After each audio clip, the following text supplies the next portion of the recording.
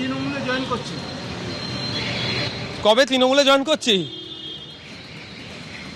Setting করে যদি নওশাদ দাঁড়িয়ে পড়ে বা তার প্রার্থী দাঁড়িয়ে পড়ে তাহলে মেটিয়া বুরুজও আপনার জন্য আনসেন। নবান্নে মুখ্যমন্ত্রীর সঙ্গে দেখা করলেন ভাঙড়ের আইএসএফ বিধায়ক নওশাদ সিদ্দিকী। নমস্কার বন্ধুরা, আমার নাম জগৎজ্যোতি সরকার। মুখ্যমন্ত্রীর কাছে ভাঙড়ের আইএসএফ নওশাদ সিদ্দিকী। বিকেল 4:30 নাগাদ নবান্নে পৌঁছান নওশাদ। 5:30টায় সাক্ষাৎ হয় মুখ্যমন্ত্রীর সাথে। প্রায় 25 মিনিট মুখ্যমন্ত্রীর সঙ্গে নওশাদ সিদ্দিকীর বৈঠক হয়। আজকেই বিজেপি থেকে তৃণমূলে আসলেন তাপসী মণ্ডল, আর আজকেই মমতার সাথে নওশাদ সিদ্দিকীর বৈঠক, তাই জল্পনা তুঙ্গে। তাহলে কি আইএসএফ বিধায়ক নওশাদ সিদ্দিকী তৃণমূলে যোগদান করছেন?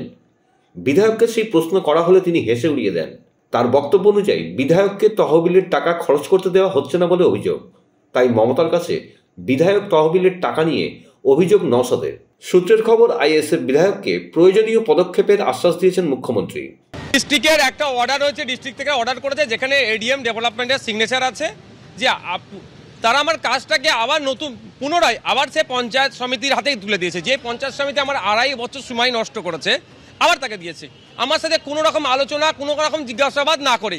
যত সময় ইউসি দেওয়া হয় না, আমার কাজের গুণগত মান খারাপ হয়েছে এবং আপনার ওখানে নেম প্লেট আসেনি যে আমার ওটা কাজ আমার বিধায়ক ল্যাডের। আমি সর্বোচ্চ জায়গায় এসেছি, এরপরেও যদি না আমার কাজ ঠিকঠাক করায় তাহলে আর কিছু বলার নাই। তখন আমি বলছি, এখানে বলে যাচ্ছি, তাহলে আমি আমার গাঁটের টাকা থেকে, বাড়ি থেকে টাকা নিয়ে এসে 3 কোটি টাকা খরচ করার আমার সেই ক্যাপাসিটি আমার আছে, আমি সেই টাকায় খরচ করবো। বেশিক্ষণ কথা হয়নি, কারণ আমাকে যখন পৌঁছাবার টাইম দিয়েছিল 5:30টার দিকে, আমি অনেক আগেই চলে এসেছিলাম।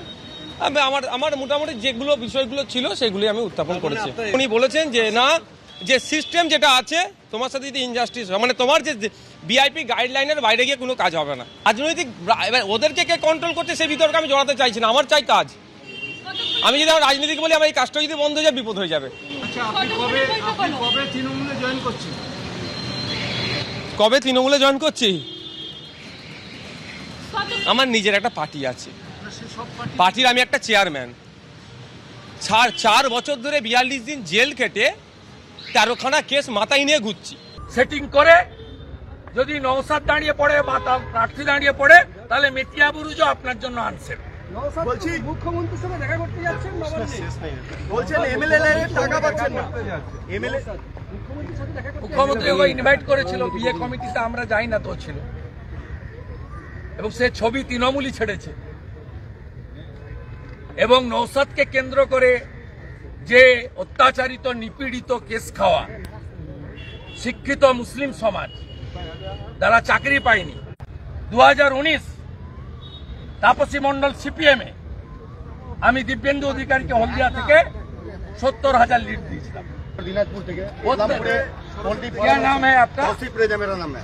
तौसीफ रेजा मेरा नाम है। मैं आपसे क्या करता है?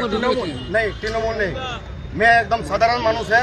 वहाँ पर इस्लाम बुद्ध मुस्लिम लोग को टीएमसी का रखा है बंगाल। वो हमको कोई पार्टी से मतलब नहीं है। मुझे जो अच्छा लगेगा मैं उसको बोलूंगा। अच्छा, मैं कार्तिक पाल को, जो उत्तर दिनाजपुर का कार्तिक पाल जो बीजेपी सांसद है, मुझे उसको अच्छा लगा। मैं मुसलमान हूँ, मैं वोट दिया। राजभवन में मेरा वो पीएम फंड, रिलीफ फंड, मैंने ट्रीटमेंट का ये था। मेरा उत्तर दिनाजपुर से हम बार कंप्लेन किए हैं। 10 FIR हुआ है इस्लामपुर पुलिस स्टेशन में, कोई सुनाव नहीं हो रहा है। 10 आप नवान्न में जाइए जी, धरना प्रदर्शन दिए। हाँ, 10 FIR किए हैं। रमजान का महीना 70 करोड़ रुपया आप रोजादार है जी सर। आप जाइए, ममता बनर्जी का पास जाइए और धरना दीजिए। यहाँ आकर कुछ फायदा नहीं होगा, ये गवर्नर को स्वीकार नहीं करता।